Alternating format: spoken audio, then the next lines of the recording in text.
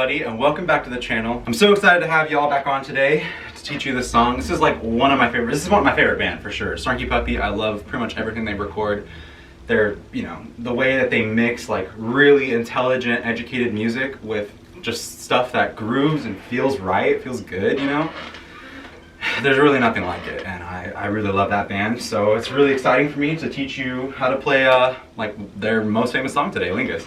Without any further ado, we're gonna dive right in. So first things first, we're gonna look at what I have labeled on this sheet as the beat number 1. All right.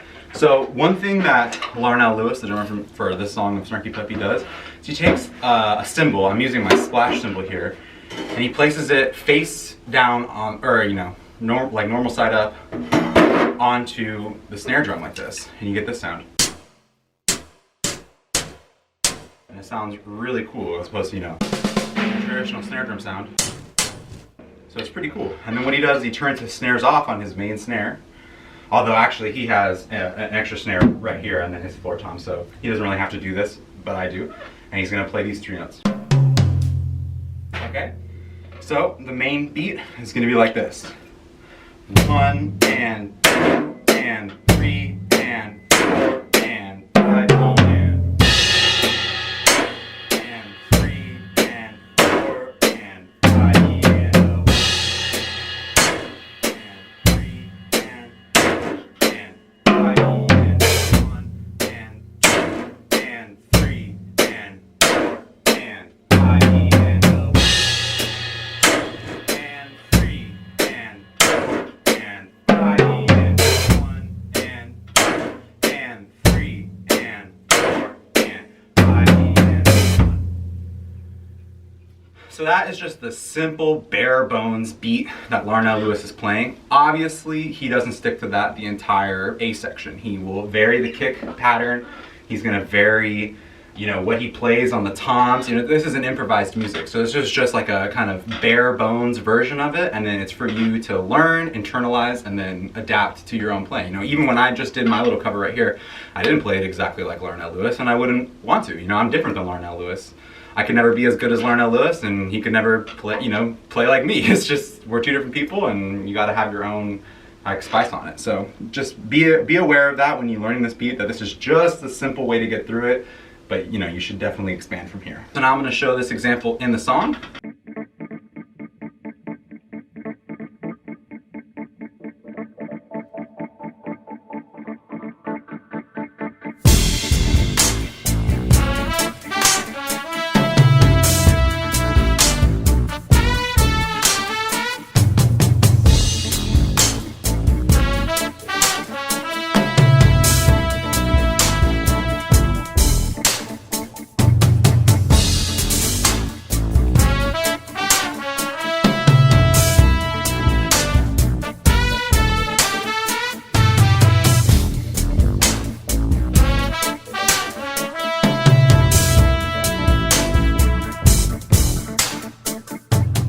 Now we're going to move on to the B section beat. So this one's really cool because it switches from having, you know, 1/8 notes on the hat to having 16th notes on the hat. Okay? So this one, bare bones, is going to be played like this.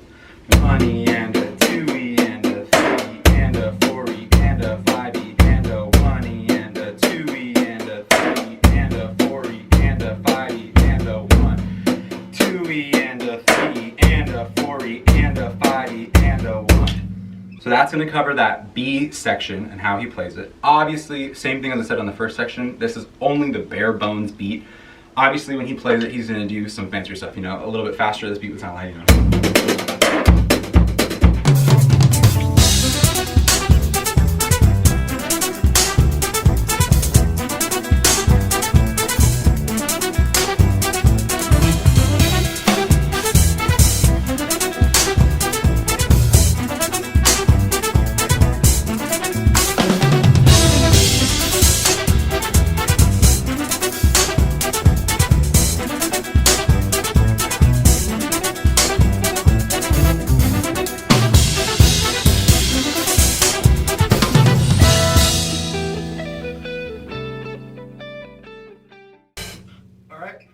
after that happens, I'm sure you know, there's that big buildup.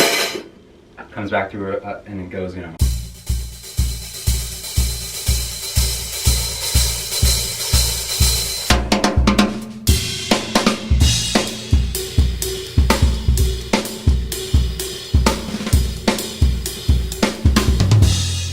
So we've got that beat coming. So the fill into it is.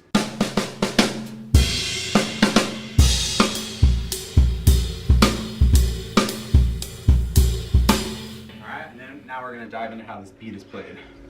So this beat is a little bit weird because the snare pattern for the first snare hit is on the of 1. So we've got 1 E and 2 E and 3 E and 4 E and 5 E and 1 E and 2 E and 3 E and 4 E and 5 E and.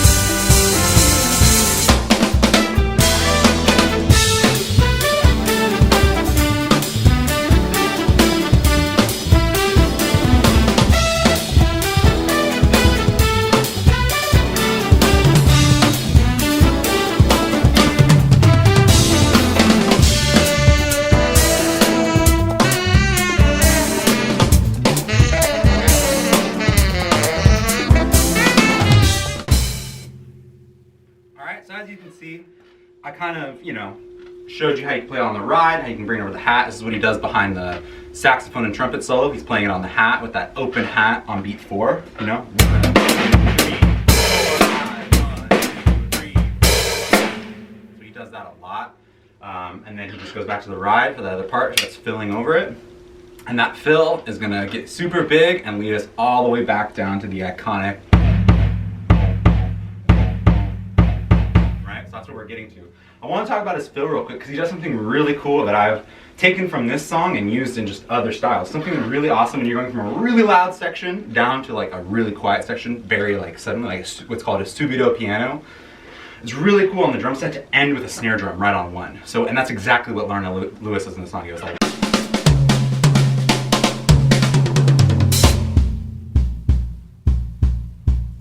Alright, so he ends with like a.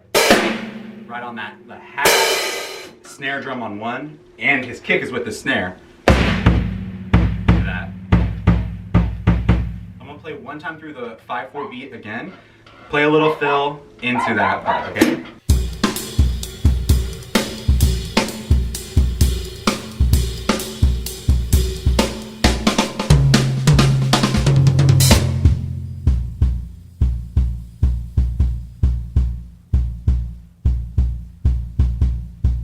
So you can see how I've written it out here.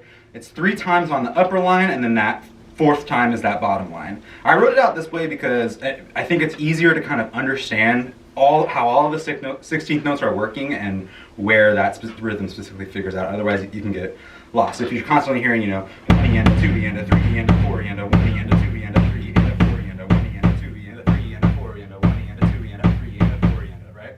That's something that's going to really help us getting to count this. And then, as you'll notice, once he does come in, you know, he stays on the kick, obviously, I think like 5 times. He plays just the kick. Then he comes in, and he comes in with.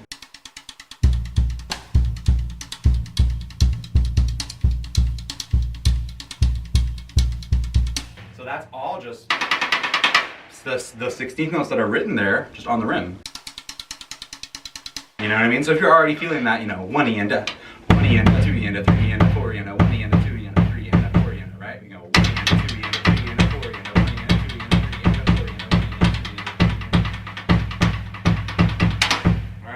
that makes it a lot easier. And then obviously he starts to expand, and this is the most improvised part. Obviously this is under Corey Henry's super famous piano solo. And you know, obviously Larnell Lewis, I guarantee, had no plan going into that. He knew that this was the rhythm he was going to be keeping with his foot and that the band was going to be keeping. But in terms of the beat, that was completely improvised. He did not think like, oh, I'm going to go play this and move to here, play the cowbell, and then go to the high, you know, none of that. It was just like, what's Corey Henry doing? How am I feeling from what he's playing, and how is that making me feel and react? And I'm playing, you know, along with him. I guarantee Corey Henry wasn't looking at any, he definitely wasn't looking at any music or thinking about it, the music really at all. He was just thinking about, what is Corey Henry doing, and you know, and how am I going to accompany that? How am I going to comp for him and build up his solo to be more? And I think that, honestly, that is what made that solo so famous. I think if another drummer was playing that day and Corey Henry played the exact same solo, exact same notes, I don't think it would have been as awesome as when Larnell Lewis was there, really, you know, interacting with Corey Henry and making that happen. So it's just a really, it's, you know, a special solo and a special thing that happened there on that video. So, you know, there's definitely a lot to learn from that. This is just to get you started, just to kind of, you have no idea what these beats are and how to play them. This is just a kind of a jumping off point. But the only way to really understand and learn from this is to listen to Larnell Lewis, listen to what he does, listen to, you know, how he figures out his way, you know, what he's doing, and you too can learn this, you know. So as you build it up more, you might get into a beat like this, something like.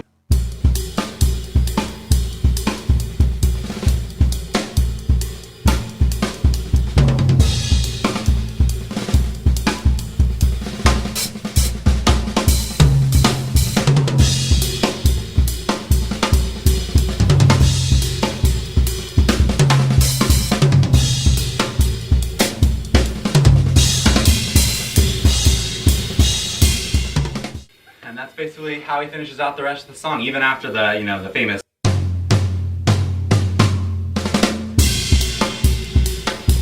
Right, and then he gets into that.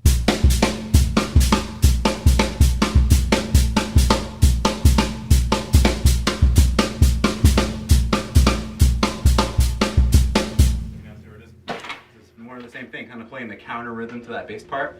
So it's all, you know, it's all based on that kick pattern, and then he's just improvising and building it up more and more and more to be a bigger beat and to, you know, have movement. And that's what music really is about going somewhere. You don't want to have just stagnant music. You want to be growing, going up, coming down, changing, right? So anyways, y'all, I hope that you could really understand this. I hope that this was useful to some of you who maybe have listened to this song and really want to know how to play it, but just have no idea even where to begin. So this is where to begin. You can look at some stuff, you can slow my video down and hopefully, you know, learn it. And yeah, if you have any questions or anything you want to say to me, feel free to leave it below in the comments. I will respond to every single one. And if you want to reach me on Instagram or you know, contact me for any other services or anything like that, my Instagram is @Gabriel_Pi_Feldman. Thank you so much. Have a great day.